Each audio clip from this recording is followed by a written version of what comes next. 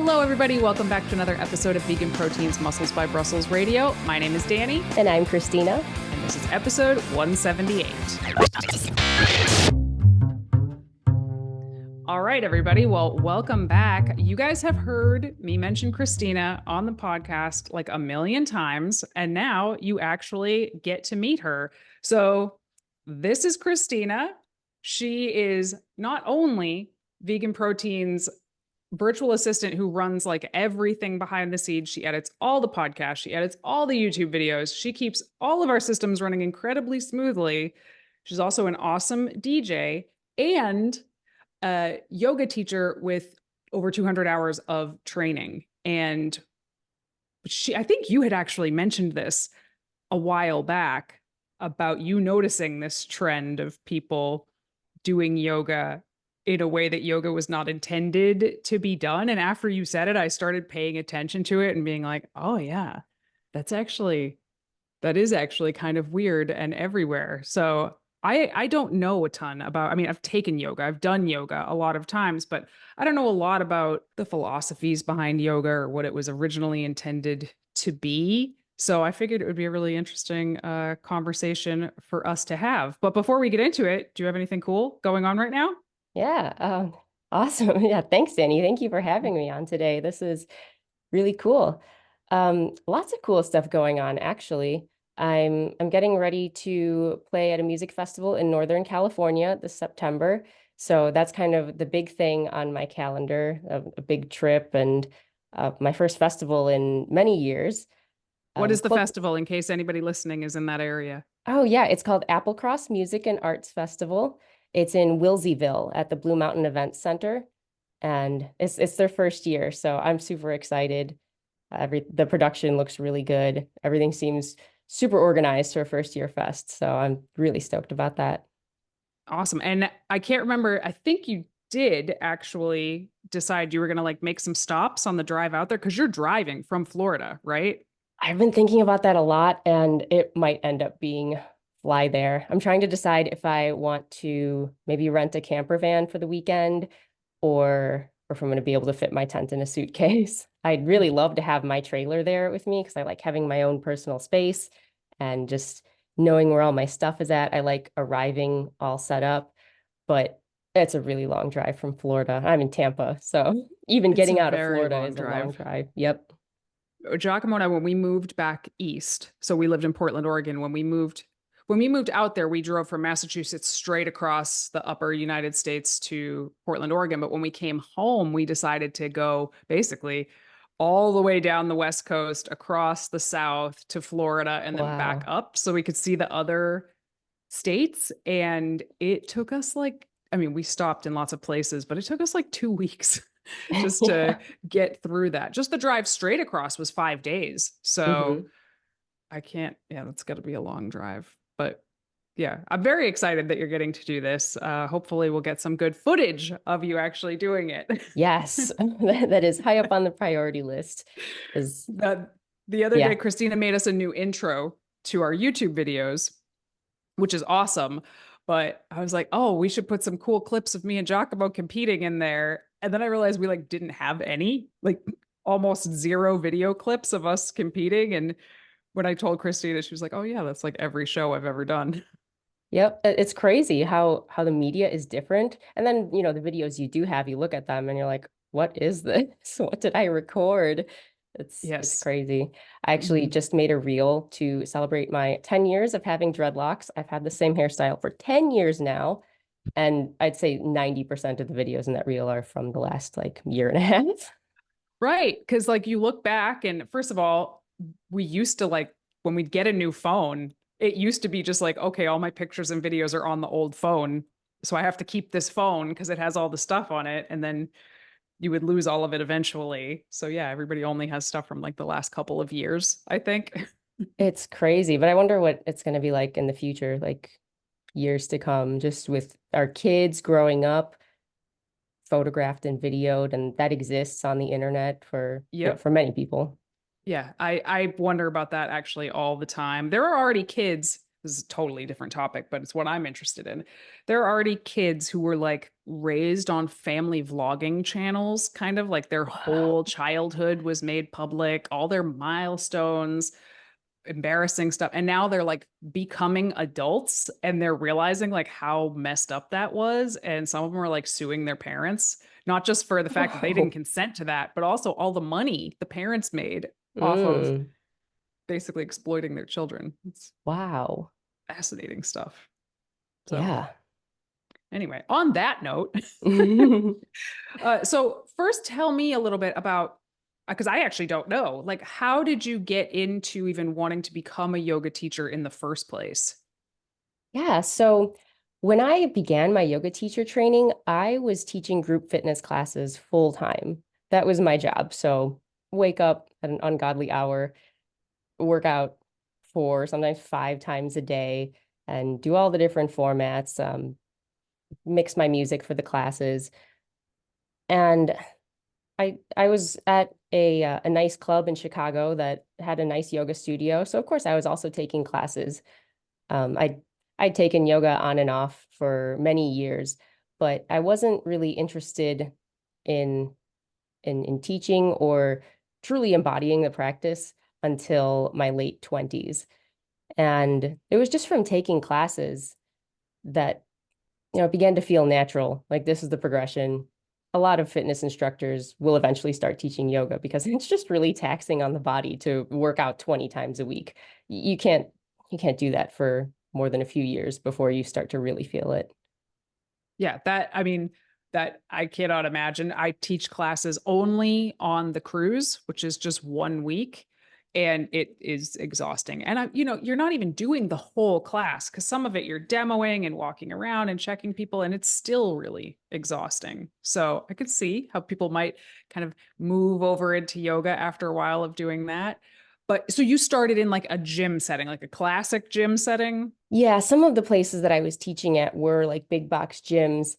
The place where I actually met my yoga teacher and entered into training, this was more like it's kind of a bougie club up in Chicago Mm-hmm. where the yoga studio is separate. There's different lighting. The speakers to play the music are different. There's little cubbies for your shoes and stuff. So it was very much separate from the boxing room or the cycling Mm-hmm. studio or the weight floor.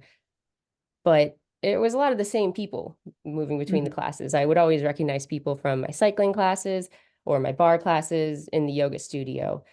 And this was something my teacher talked about a lot was people seem to bring that same energy from the cycling or the boxing into the yoga studio and treat the asana practice like another workout. And when I was going through my first few classes, my my fitness was very high. My cardiovascular fitness, my muscles were always kind of sore, but I was also hypermobile. So this concept of like yoga as another form of exercise didn't really compute to me because it felt so very different. I didn't wear my heart rate monitor in the yoga classes for obvious reasons, but you take one look and see that, yes, this is a very different practice you're doing. So that was really interesting for me to see. Yeah. So, I mean, I know that a lot of our clients who their primary source of exercise is like strength training or, sometimes intense cardio. And some of them, when they do yoga, they don't count it as exercise. They sort of count it as like an active recovery or something like that. But then there's also different kinds of yoga. Some of it's more physically intensive than other kinds. But when you went down your like teacher training, because you got like you did a very interesting path, if I recall correctly, of like learning about yoga that wasn't just like going to a weekend at a seminar, right? Like I remember you said you had like a yoga teacher specifically. What was that learning path like? It's a very involved path to go down an official like 200-hour training course. When you do that, you are working with one teacher. I mean, you can take classes with whoever you want, but you get the certificate from one person. Mm-hmm. And I was in a pretty small group for my teacher training, so we all got to know each other really well. And everyone's personal shit was very much, and it was kind of like a group issue because we're a small group, but there was a lot of study, taking class. We would meet for 3 times a week up in the studio in Chicago. It was actually a little art gallery that my teacher had rented out for the training. And there was a lot to unlearn, even as the learning was taking place. Because in order to teach yoga, you need your own practice, you need a teacher, and you need empathy for other people. So just developing your own practice is such a big part of it. And learning to separate your stuff from the practice that you aim to share with other people. That's a big thing. I think every yoga teacher needs to come to that realization of like, okay, this is like just my stuff coming out versus like this is where I need to direct this other person's attention. Okay. That's interesting. That's kind of like how there are some coaches out there who will just create programs because they worked for them, but not actually be able to read a client and see what it actually is that they need and that it's very different than what they needed. But obviously in a completely different modality. So when you were going through this training, I mean, how much like of learning it sounds like there was quite a bit. How much of learning like the philosophies or the history or origins of yoga was there? There was quite a bit for me. My teacher really wanted to stay rooted in yoga as it was taught in the great tradition, which I appreciate so much because that's the opposite of like taking your personal experience and telling people this is the truth. So there's a text that I revisit to this day called The Heart of Yoga by TKV Desikachar. His father, Krishnamacharya, is really known as the one who brought yoga to the Western world. And he was actually my teacher's teacher's teacher. Okay. He's your great grandfather teacher. Yes. So there is some lineage involved, Mhm. which I feel really secure in because even when I read that book, it's like, yes, this is what yoga is all about. Okay. What's it called again? The Heart of Yoga by The TKV Desikachar. Art of Yoga. I just wrote Yeah, it down so that I can check it out. yeah, it's a Uh, great read. And even if someone's not trying to be a yoga teacher, just developing your own personal practice, this is hands down like the number one thing to read. so what, I mean, obviously you're not going to be able to cover all of the history and philosophy and origins of yoga in a podcast, but if you could give me like a couple of key points from the actual origins of what yoga was intended to be about, what would you say? Yeah, so yoga is a many faceted thing, but as far as developing the physical practice, the physical component, which really aims to build the immortal body, this is asana, the third limb of yoga. It's a breath-centered practice, this is the foundation. Like it is all about the breath. What that means is more than just matching your breath to your body movements. It's really an integration of the two. So when you take class, you'll probably notice the teacher cues things like inhale, raise your arms, exhale, bend forward. And the different postures are always paired with either the inhalation or the exhalation. It's so that the postures can give some context to the breath. We aim to breathe in a way that's slightly different from the way we normally breathe. First off, we're spending the entire time on the mat conscious of our own breathing, which is not how we go through daily life. It's kind of like a lung strengthening exercise. You're directing the flow of your prana, your life energy, and as you expand the body, as the limbs move away from the body, that's to facilitate the highest quality inhale. Mhm. As the body contracts, you bring the limbs in, you bend forward, you bend your knees, stuff like that. That is to facilitate an exhalation that will get all the air out, get all the stale air out, purge all the bad energy, if you want to Mhm. talk about it that way. But really, the entire practice, all the physical movements are in support of the breath. Okay. Very interesting. Also, I do think it's kind of interesting how way, way, way back thousands of years ago, people did understand that, yeah, if you open yourself up, you can get a better breath. If you close yourself down, you can push all the air out.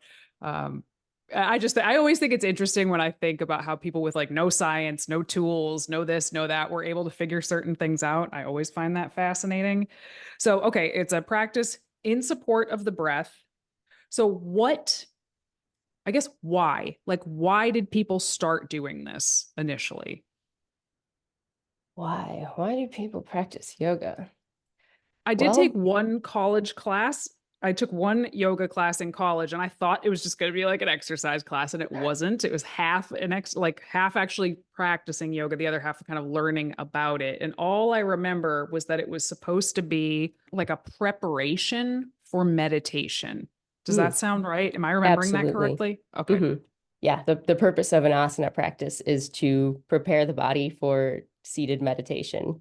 And you'll find that the more you practice, you're able to sit in what might have been an uncomfortable position for you previously.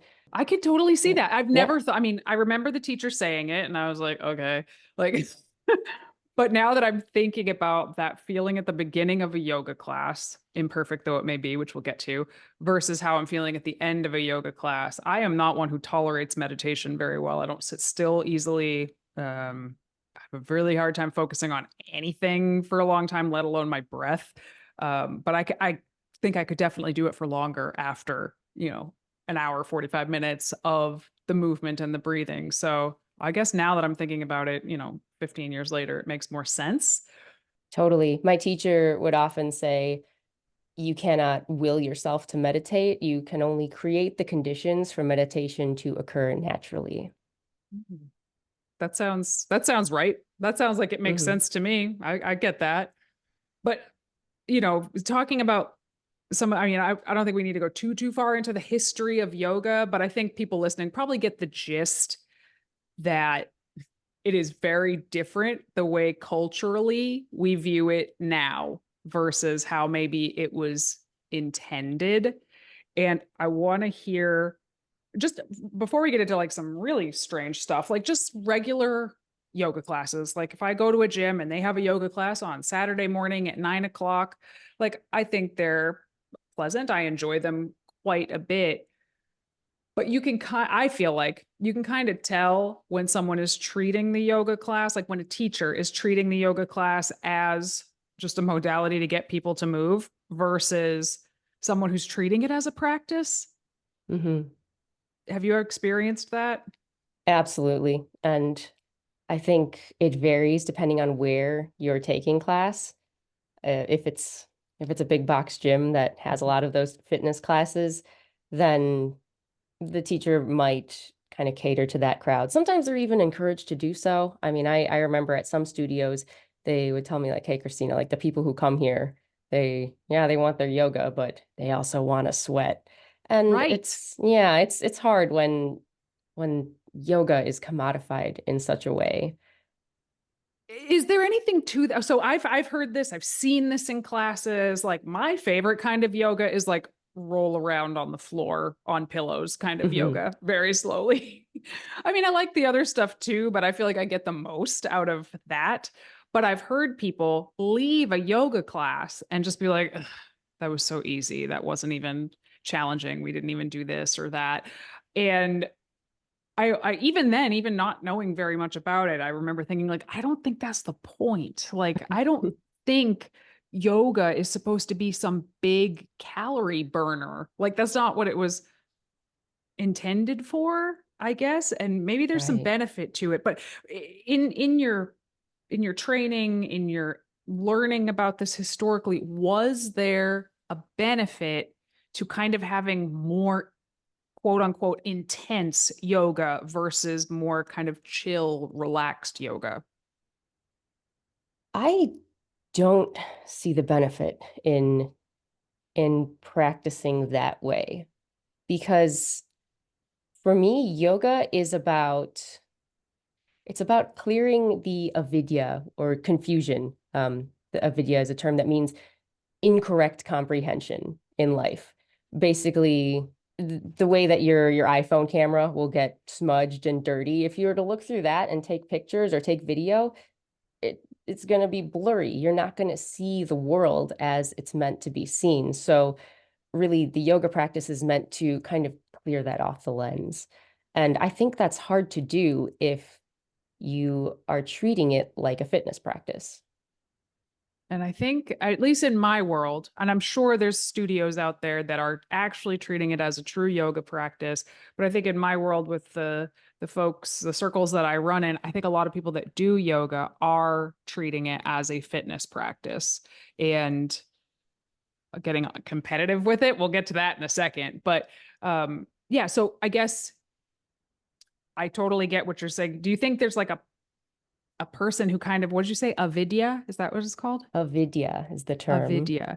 Do you think there's like people that can't clear the avidya without, you know, doing inversions and really crazy types of movements? Would that be a reason why somebody would do that? Like in the quote unquote right way to do it.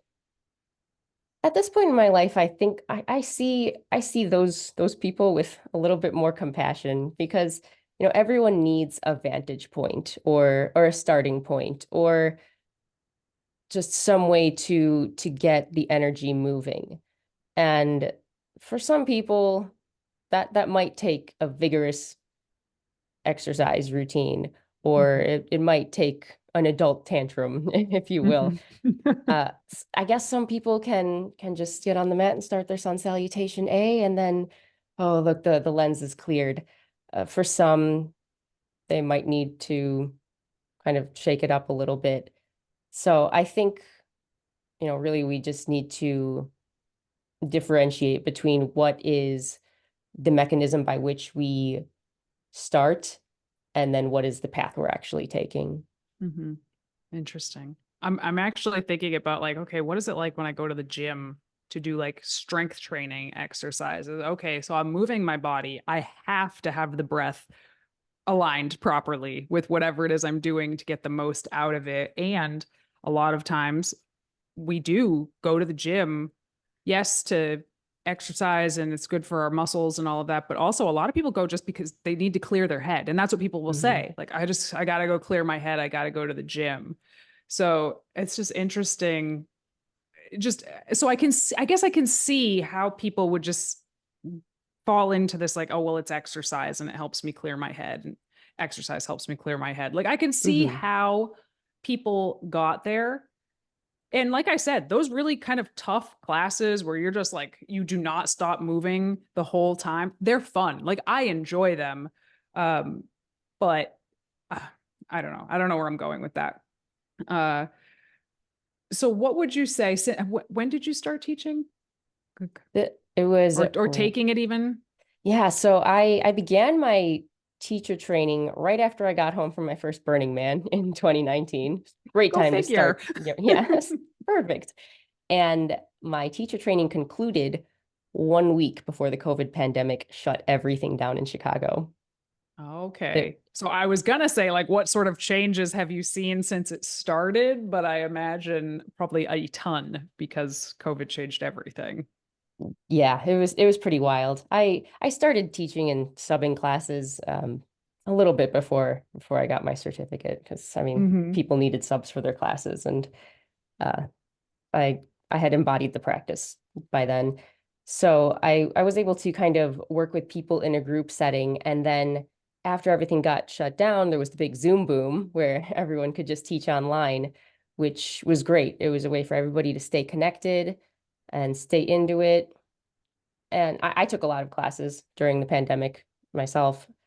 And I noticed it's a little bit different from practicing in a group setting or going to a studio to practice. I really liked it because, you can play your own soft music in the background. You don't have to worry about getting the best spot in the class. Hmm. And other people's experiences aren't happening right next to you. I think with some of the more eccentric yoga classes that we see advertised now, it it offers a bit more distraction which is really the antithesis of yoga. The whole Right. purpose of doing a yoga practice is to develop your ability to direct your attention to the present moment. That's why Mhm. we're giving 100% of our attention, our absolute focus to our breath, uh, Mhm. something that normally happens on its own without us thinking about it. So having my own space to practice and still receive guidance from the teacher, still have another presence with you during the practice, that that was really special for me. And I felt like I was able to develop my practice a lot and learn a lot about myself in that way. So I thought Zoom classes and online yoga teaching is great. Yeah. I just thought of something that I don't know the answer to, and maybe you do.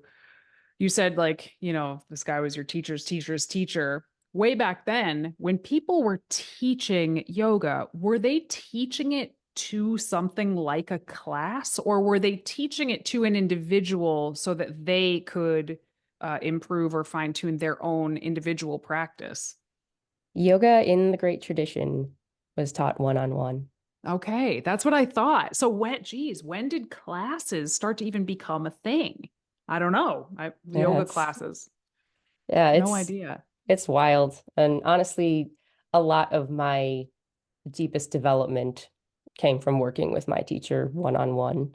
Hmm. It's a very personal practice. Everyone is so different, and you require a lot of attention in learning how to, how to look at yourself and develop that awareness of self. It takes a lot. It's hard to write a script for a group of people that will affect them all equally. Right. I can see just from writing my own classes for strength training stuff, I can see that. Like I'll want to put something in. I'm like, okay, for half of these people, this is going to be like way too easy for them. The other half isn't even going to be able to do this. I don't know how to make this work for everybody. So, okay, I want to get into a little bit about like where yoga is like culturally, at least in the United States, because maybe it's different in other places. In fact, I'm sure it is, but culturally, where yoga is now. And I'm going to start with a question based on what we just talked about. I know that a huge portion of most of the classes that I have been to focus on the actual positions of your body, like for example, getting in the downward dog and trying to get your tailbone like pointed up as much as possible. And they'll come over and kind of like shift your hips to put you in the right position, for example. That's a big, big focus, is making sure everything's kind of in the right place that it should be. And I've always wondered like how much of that is actually like super, super important in terms of an Mhm. actual larger yoga practice.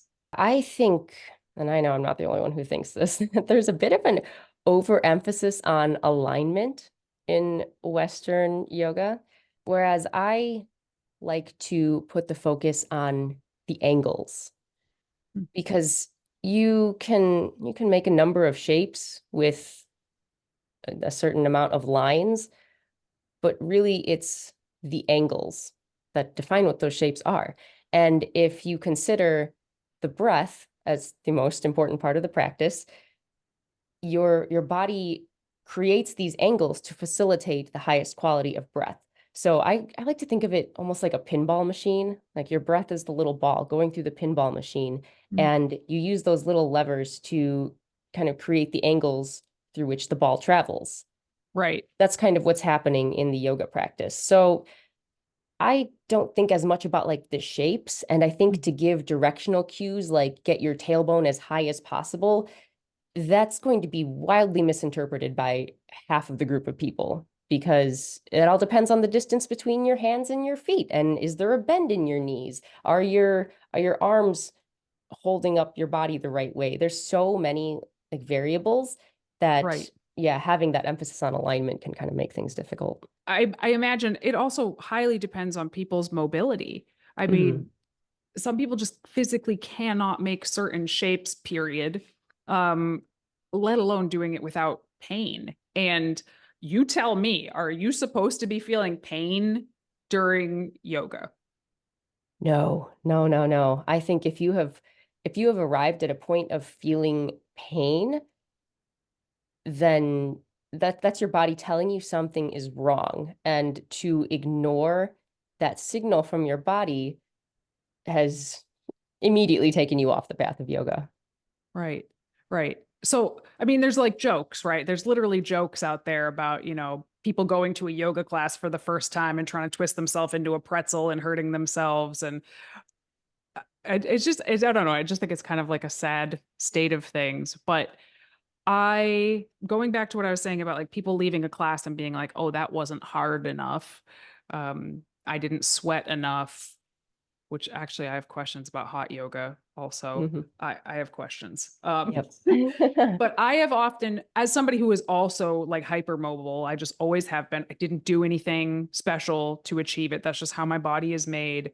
Sometimes I'll leave and people will be like, oh, you're really good at this. And I, I'm always like, oh, thank you, I guess. But like, I don't feel like I'm very quote unquote good at this because it's very hard for me to follow, like, get the breath matched up properly. Just because I can make the shapes very well, it's hard to get the breath lined up. It's hard to get my brain lined up, I guess, my mind lined up with it. But I can feel that competitiveness in the room. Like, and I almost feel like a jerk sometimes being as flexible as I am because I feel like I look like I'm trying to be a show off and I'm not. That's just how my body is made. Um, but there could be somebody else in there that has way less flexibility than me that kind of like gets it way more than I do. You know what I mean? But that's still that Mhm. competitive vibe, especially in those bougie, all female places, especially, I would say, is pretty intense. And like, what have you witnessed of that from like a teaching perspective?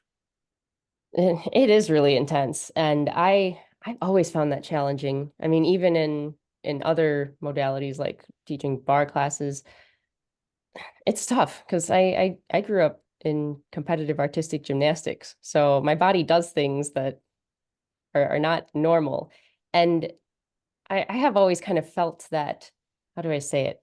That like expectation to perform, or that whatever I'm teaching is being taken as a performance, when really that is not my Right. intention. And it's kind of hard to step away from that because people are looking to you for guidance. And I suppose I never quite mastered how to say, like, look, I'm not here to perform for you. I'm Right. here to get you to look at yourself.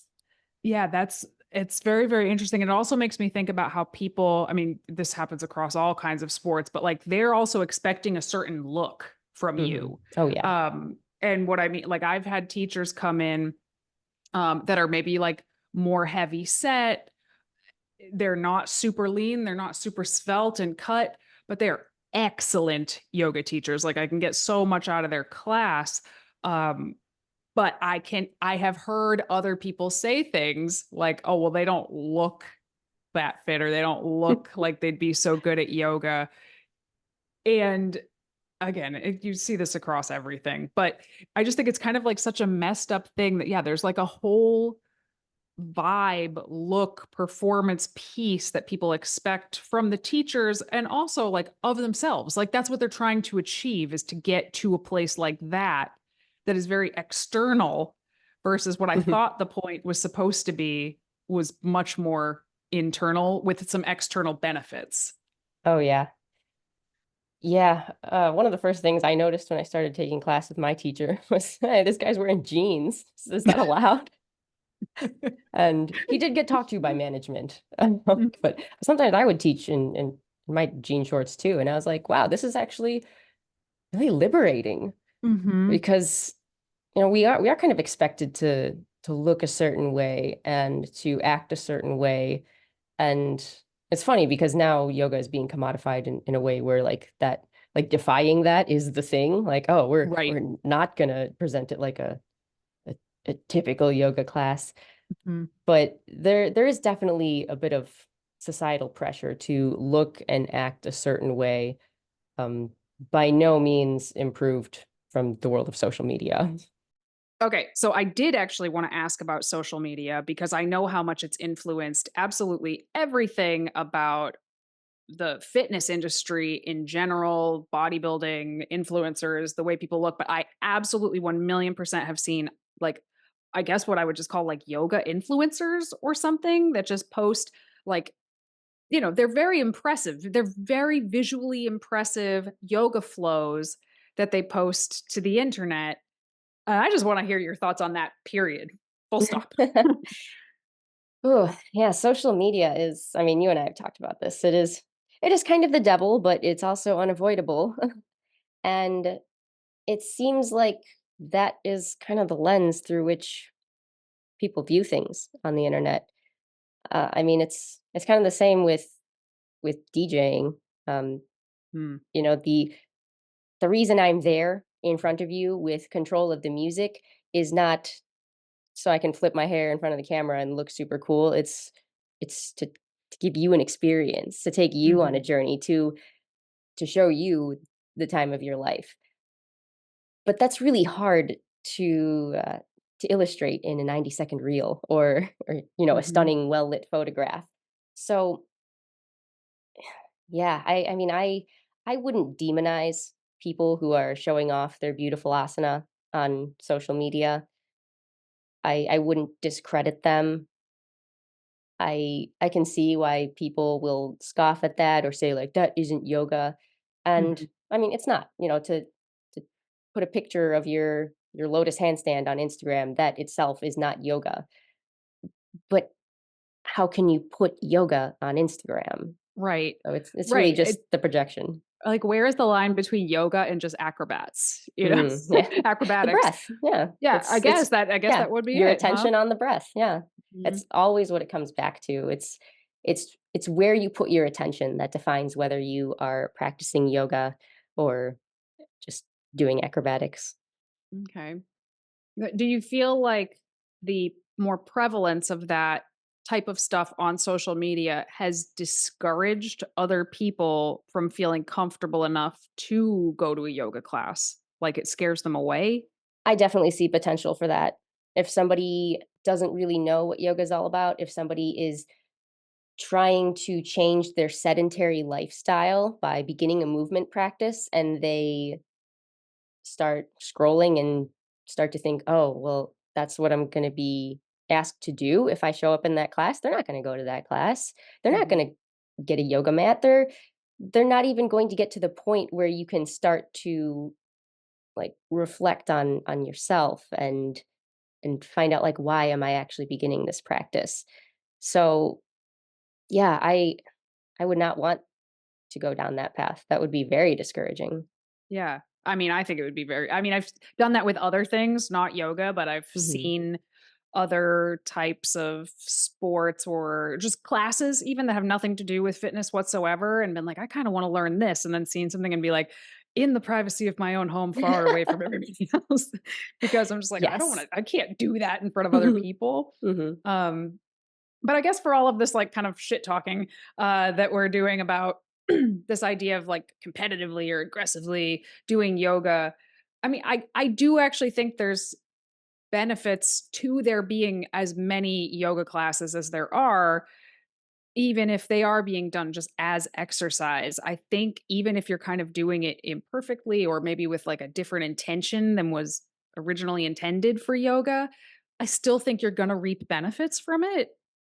I agree. Do you think so? Yeah, I mean, if you begin any practice for the sake of bettering yourself or just learning more about yourself, then that is the reward. Mhm.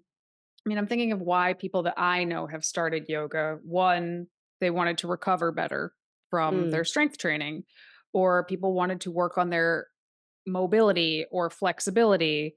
And like those are the number one reasons that the people I know and talk to more often start yoga, not because they want to like look at themselves more closely or start a practice. Sometimes it's to like de-stress, like they know they're super stressed out and they need to figure it out because it's too much stress. And even though I know like that's not what yoga was like intended to be, I still would never discourage them from going to do it because I do think it still will have those benefits, even if definitely. they never like look into inward to see, where they're at. Yeah, I would agree. I hear a lot of people say, "Oh, I need to do yoga because I'm really stiff." And it's a great reason to start. I like to encourage them that mobility is not the only benefit that comes with the practice. And that there will probably be some period of time that is frustrating because your body is not doing the things that you want it to do. But really, by just bringing it back to the whole breath centered practice thing and Mhm. directing their focus onto their breath and speaking to their bodies instead of the shapes, that that'll get them there. Mhm. Yeah. Uh, do you think that that's like just a like reasons that I just gave? Do you think that's specifically like a Western thing? I have not spent time in the East, so I can't say for Mhm. sure, but it really feels like it. Yeah, I was gonna ask, like, I've never spent time in the East either, but I wonder how much practices over there have modernized as well to kind of change into what we've kind of turned them into Hmm. here. Well, I say I've never spent time in the East, but I was attending classes that were are remote, so they were filmed in India, and they're very, very different from the yoga Mhm. classes in the gym. They didn't care about the lighting in the studio, or like it wasn't made up. They weren't wearing Lululemon or whatever. Right. There's the sound of the streets outside. There's like monkeys walking around in and out of the shot. It's very different, but what was delivered or what was transmitted through the class felt very wholesome and very pure because Mhm. it's about your experience. It's not the teacher putting on a show. So Right. yeah, it's very different. Do you think you could link to something in the show notes that could point people in that direction if they kind of wanted to see something like that? Yeah, That I was studying with an online school called Yoga Mu. It stands for Mhm. Yoga Means Union, and they're a fantastic online yoga school. So yeah, I'll see if they have resources I can link to. Yeah, I think that would I mean, I've never seen anything like that, and I would be very curious to see the differences because I think maybe I don't know if this is a rabbit hole we wanna go down, but even the yoga studios here that I've been to that are, like, nicer, they're high end, they're really putting effort into, like, creating an atmosphere in the class that you don't see at Planet Fitness, okay? Um, but they can actually kind of feel like, to me anyway, a little bit, like, kind of phony and icky with how weirdly spiritual they're, like, trying to get. Do you know what I mean? Yes, Does that let's am go I down making this any rabbit sense? hole. Okay. Yeah, yeah, Like, it feels like a I mean, it feels like some weird cultural appropriation shit going on, yeah, a little but bit. people are super into it, but yeah, tell me. I definitely get what you're saying, and I feel like it is part of the whole Western commodification of yoga thing because at the root of it all is your base emotion, which is not always going to be like sunshine and rainbows and namaste. Sometimes it's ugly and shadows and things that you don't want to bring into a group setting and things that won't sell if you put them in front of people. But that's all part of the human experience. That's what's real. You know, Mhm. you can you can paint it however you want, but to to only give attention to that is ignoring a lot of what's real. Yeah. I mean, I think and again, what do I know? Nothing. But I think that it just doesn't feel very human sometimes to be in those classes. And even though you mentioned like these, the very specific sort of Indian names of certain things, like the bad energy, what was that called? Avidya? Avidya, yes, incorrect comprehension. Okay. So, even though there are these like technical terms for things like that, I mean, you could still say it's like, this is bad, shitty energy you have to Mhm. get out, right? Like there are or you could make it really like flowery language. And I guess maybe it's that I just can't jive with is like really flowery language about these things. Like I feel like one of the ways that of modernizing yoga that would feel pretty authentic to me would be talking in more terms like that. Like this is the good end. You're breathing in the good stuff. You're breathing out the bad stuff, which I have heard some people say. Mhm. But then I've also heard some really like way out there stuff that I'm like, oh, you are trying way too hard to impress some rich people right now. Yes. Oh, that's rough. You can kind of go too far in that one direction, which I think we should talk about going. going pretty far in the other direction. If we were to take yoga in the context of let's just get out all the bad shit, Mm-hmm. which brings me to something I found on the internet called rage yoga. I guess this isn't it's not brand new, but it's happening out there. They are holding classes where you are served alcohol and invited to use profane language on your exhalation Ooh. in a I've group heard of setting. like heavy metal yoga, like where the music is like metal, not chill vibes or anything. Yeah.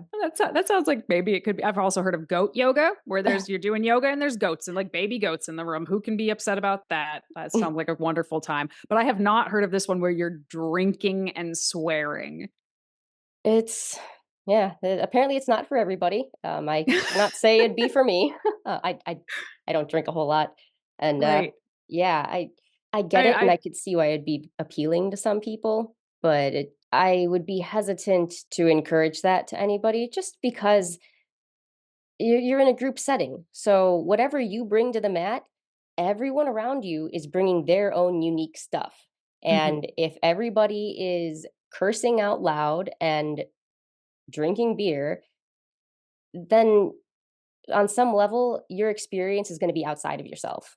You know, mhm, unless you've really been practicing pratyahara, the fifth limb of yoga, which is to, you know, block out sensory stimulation, not to mhm, ignore it, but to just not let it control you. mhm. It's going to influence your experience. Right. And I feel like is that's not really yoga. That's taking the experience within and putting it outside. And plus, Yeah. you know, if you're drinking alcohol, like it's going to be harder to direct your attention to anything. It's going to be harder to do a lot of stuff in yoga if you're Yeah. drinking alcohol, I think. It's going to be, I mean, drinking changes your respiration. So it would literally change your ability to breathe properly, which is apparently like the number one thing, let alone Yeah. like going upside down or something when the Yeah. room is already spinning a little. So I wasn't really a fan of that. But I feel again, like there's every other yeah. modalities. Like if you want to get in a room with people and like swear and break shit, there's places for that. It just seems a weird thing to pair with yoga, right? Yeah, very, very weird. I saw another thing where someone called it tantrum yoga, and it seemed like this Okay. was really just like a posture, like some made up Western posture that involves like kicking and screaming. And Hmm. yeah, I suppose if that's what you need to do to create a moment of stillness in your mind, Mhm. and okay, do it. But what do you do from there? What arises from that stillness? Mhm. That's the yoga. Right. So, question. I have all the questions today. Um, so one time I took an intro to a Kundalini yoga Hmm. thing, and it was like a one. I did not expect it to be a one-on-one thing, and I took my boyfriend at the time, and he didn't even speak English, and we're like in the room, I was just like, I don't like this at all. It was very uncomfortable, and I think because I didn't know what I was getting into. Mm. But if is Kundalini yoga like about kind of that like short, intense breaths? Because I remember that's what we did for like a full hour. It sounds like breath of fire or kapalbhati, maybe one of those techniques. I know Kundalini breath of fire is different from the kapalbhati technique. Both of those are kind of what you described. But Okay, that so seems like it would kind of go into that like kind of it felt like really high energy. Like the movements weren't high energy, the breathing was high energy and mhm. felt almost like a little ragey or something like that. I don't know how to put my finger on what it felt like, but it was not like the classes I had taken before. Right. Breath work is powerful, Danny. It's yeah, it's kind of crazy. The stuff that can come up with some of these breath work exercises. And I have studied and practiced a little bit of Kundalini yoga.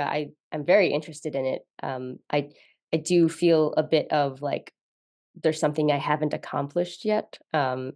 with Kundalini, but it is largely like inner work and getting your energy to do something that I feel like mine hasn't quite gone all the way. So Hmm. maybe I feel a little bit unequipped to speak about it, but just from my Hmm. own experience, I do think breath work is like really powerful. You can sometimes unlock stuff you didn't know was there. Mhm. it seems kind of mysterious to me because you're Yeah. doing this thing, you're breathing in a certain way, but I've had breathwork experiences where suddenly my body starts like seizing up in a weird way, or emotions Mhm. that just didn't Mhm. make sense just came right to the surface. So Yeah. yeah. So I mean, anybody who listens to this knows I'm like the most pragmatic, least like woo woo type of person out there. But I myself have been in yoga classes and then all of the sudden just had tears in my eyes when I wasn't even like sad or anything Hmm. that day. And I'm just like, what is this? Like something just happened. So I definitely do think there's something to that. And I would be curious, like I'm sure there's like, the yogic spiritual explanation, but I would also be curious about the sort of scientific explanation of why things like that do happen.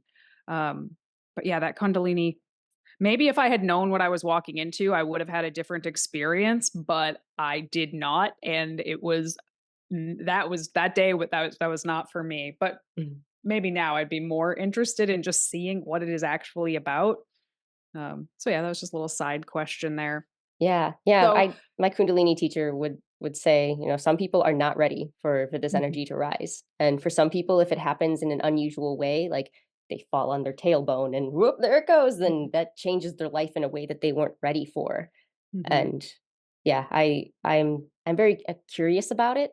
Um, mhm, like I want to believe, I want to experience that.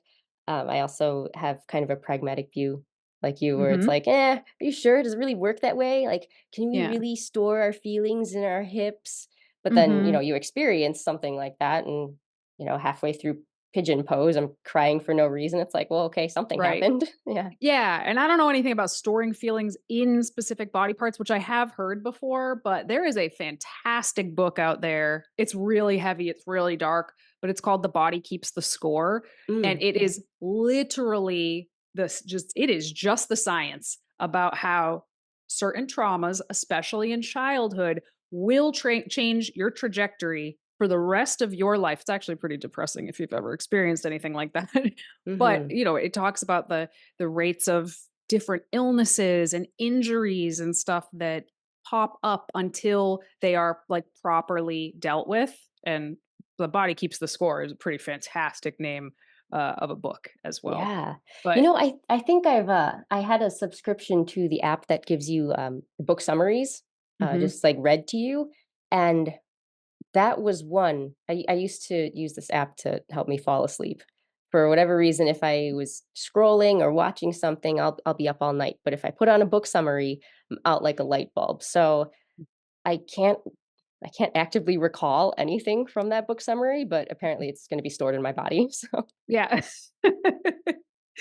Yeah, it's definitely worth checking out. And I think there's links there for sure. mhm. There's links to like the weird feelings or emotions that can come up in I mean, it doesn't have to be during yoga. It could be in all sorts of different settings. You ever just like a certain smell hits you and you're just like, whoa, like what? I totally forgot about blah, blah, blah thing. Like Yeah. there's eat for as pragmatic as I am. I definitely think there's stuff we don't know. And I was talking to Jacob about this yesterday, and I guess he's more pragmatic than me because he just like rolled his eyes at me. And I was like, it's like you're a cocky bastard if you think we know everything. Like we can't possibly know everything. Yeah. Okay, so Yeah. I have a couple other questions for you. Yeah. First of all, have you felt any of the sort of pressures that we've talked about today, like pressures to be a particular type of yoga teacher that is more palatable to the general public? I guess I did while I was still teaching at studios. I'd been teaching the cycling in the bar for X amount of years, and then I said, "Hey, I got my yoga teacher certificate. I'm good to go now. If you need more yoga teachers on the schedule." And they're like, "Okay, yeah, Christina, we like you, but we need you to work with one of our other instructors so that you can give the members what they're asking for." And it Hmm. wasn't anything against, my training. It wasn't a lack of knowledge. It was really just, well, we do need you to fit this profile. Hmm. So, yeah, I definitely felt that way for a while, and then when COVID shut everything down, I moved across the country and Hmm. made an online course instead of continuing to teach in studios. So then all the pressure was gone, Hmm. which Yeah. yeah, which was helpful for me. Does it make my teaching as accessible to everybody? Maybe not, but who Mhm. knows? When you were feeling that like pressure, did you find that that affected your own personal practice at all? It did, and I don't know if it was in a bad way because there there is something to be said for mass appeal or mass accessibility or pop culture or pop music. There's a reason that a lot of people resonate with this. And if we go to a place that removes all of that like group think or like mass appeal, then we can maybe develop some oddities. And yeah, if I'm only ever doing my own practice and never opening myself to the guidance of others, then it's going to develop in kind of a maybe a weird way. Mhm. So, working with that instructor was great. Her and I got along and I learned a lot from her. So I saw a little bit of an effect on my own practice, but I don't think it was bad. Mhm. I like to take classes with other teachers. I like to see what other people are into. I suppose not in a way to influence me, but just help me develop my own awareness.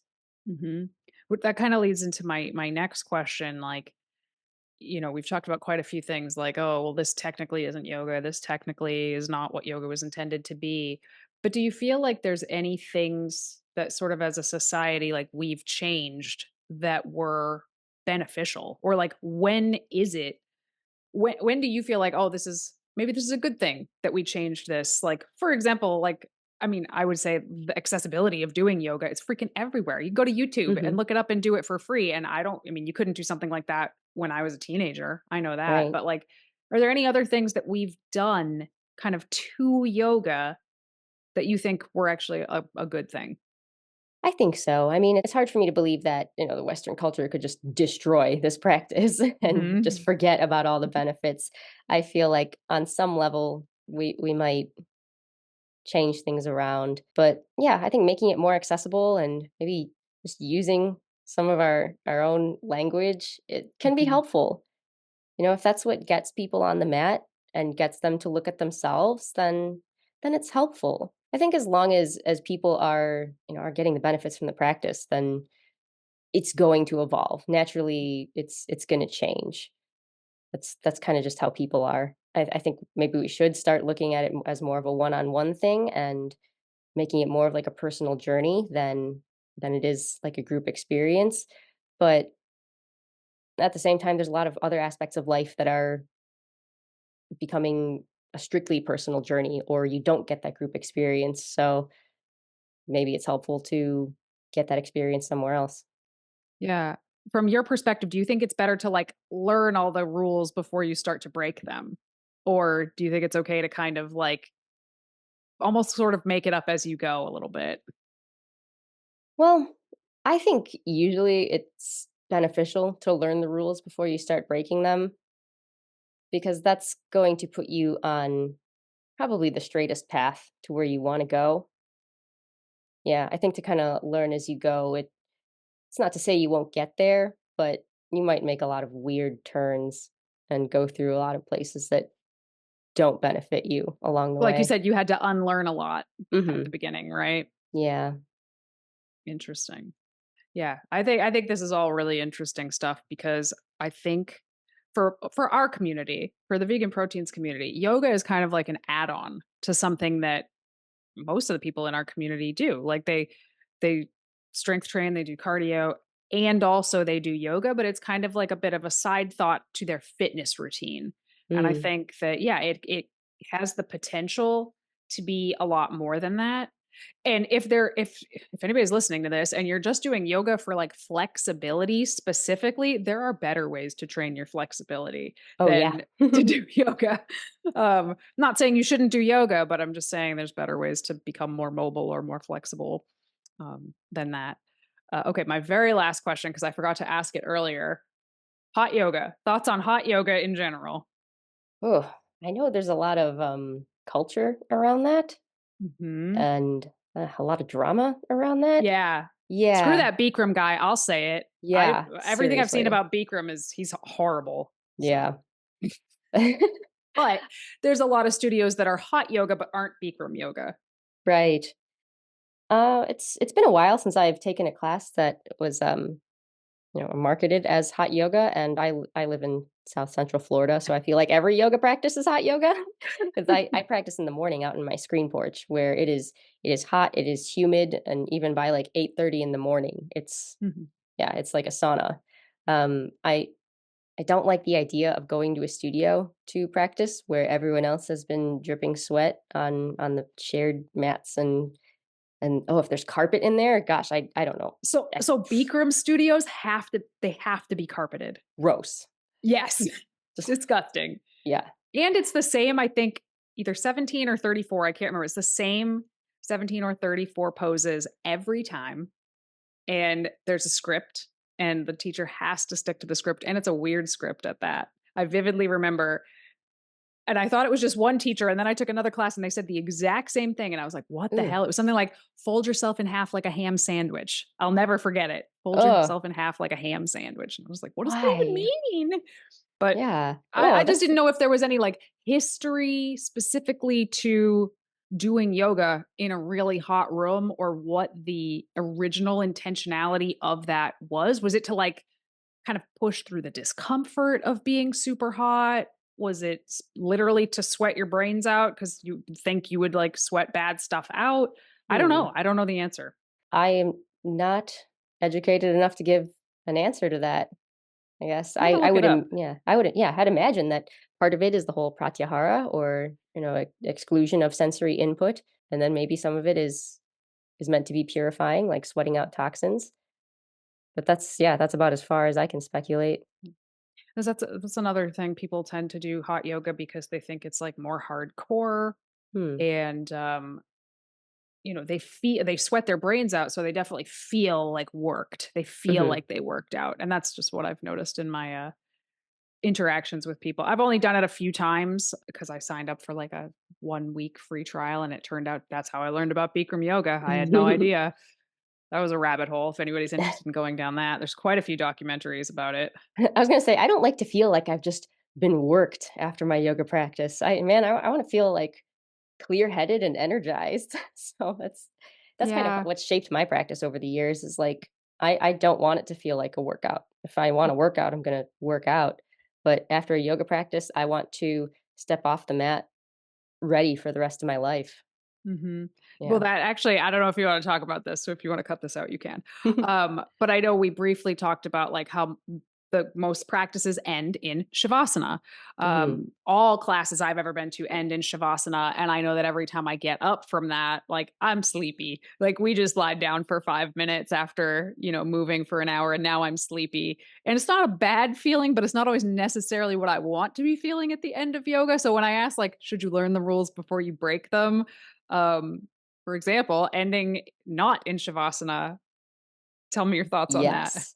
Yes. So I've been experimenting with this a little bit because this is way out of context, but the artist I commissioned to make one of my visualizer loops for my DJ sets, he uh he has a little ritual where he would end the live stream with everybody standing in mountain pose, Tadasana. You stand with your arms down at your sides, palms facing forward, and she's not a yoga teacher. The whole thing, I guess, was kind of a joke because they were looking up yoga poses, and it's like, well, this one looks like you're just standing there not doing anything, which is interesting because that's similar to Shavasana, aka corpse pose, where you're just Mhm. laying there, supposedly not doing anything, but really you are downloading the benefits of the practice. You are noticing the changes taking place in your body. You're receiving new information because the practice has changed you.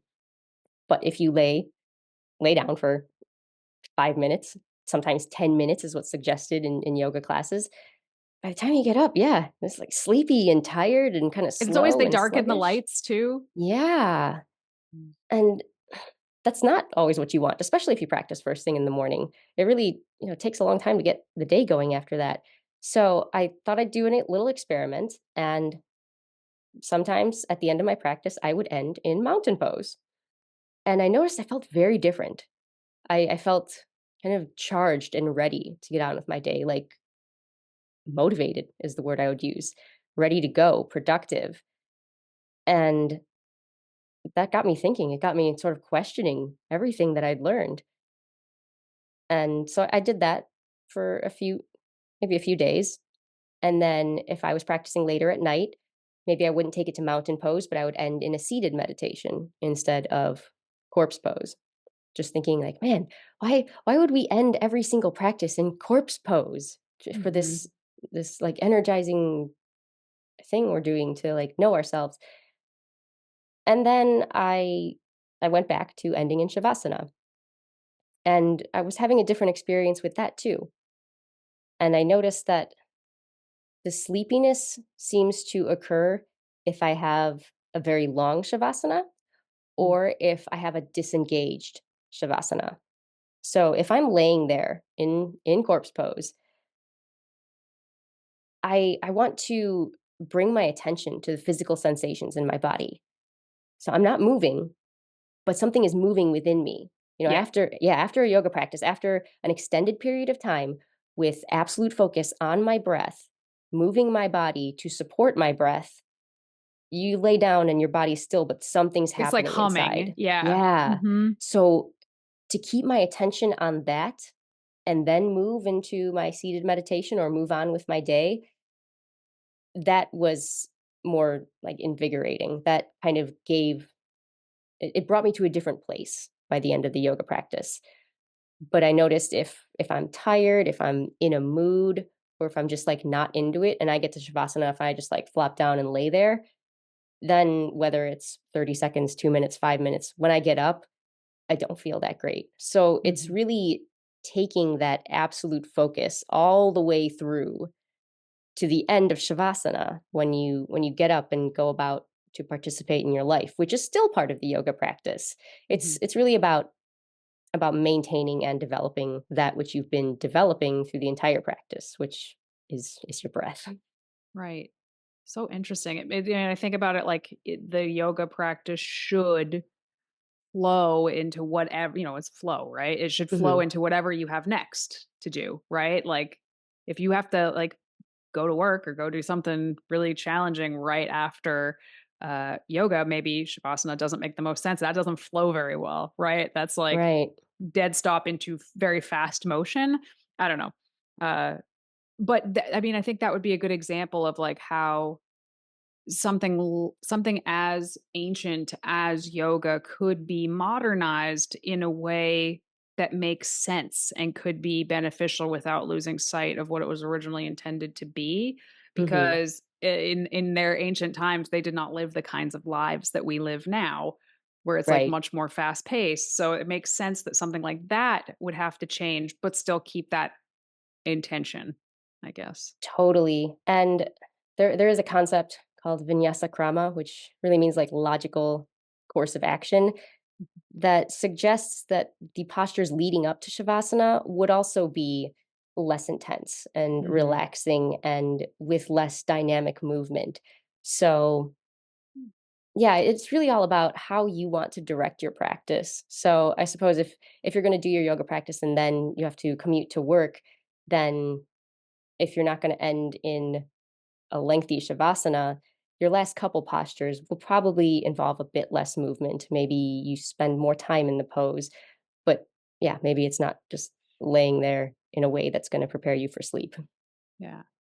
All right. Awesome. So Yeah. interesting. I mean, I could keep talking about this, but I'm not going to because this is already going to be a really long podcast. But Mm. I really, really appreciate you coming on and talking to us about this because it is very Oh, thank you. different than Yeah.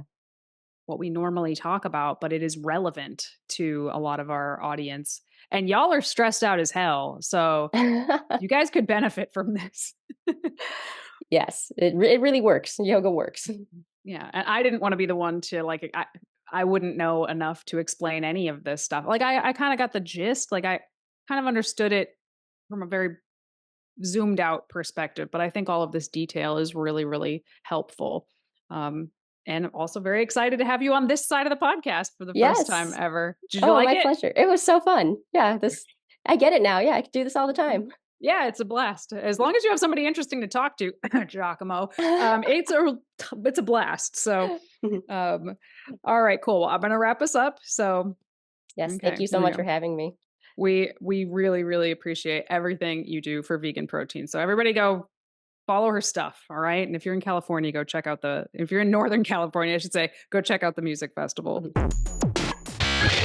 All right, everybody. Thank you so much for tuning in to another episode of Vegan Proteins Muscles by Brussels Radio. If you're interested in any kind of one-on-one coaching, go to veganproteins.com, click the coaching button. You can fill out an application, or you can also shoot us an email, coach@veganproteins.com. Find us on Instagram, YouTube, etc. You can find Kristina on Instagram at Hexadevi, and we'll link to that in the description. And once again, my name is Danny. And I'm Kristina. And we'll talk to you soon. Bye.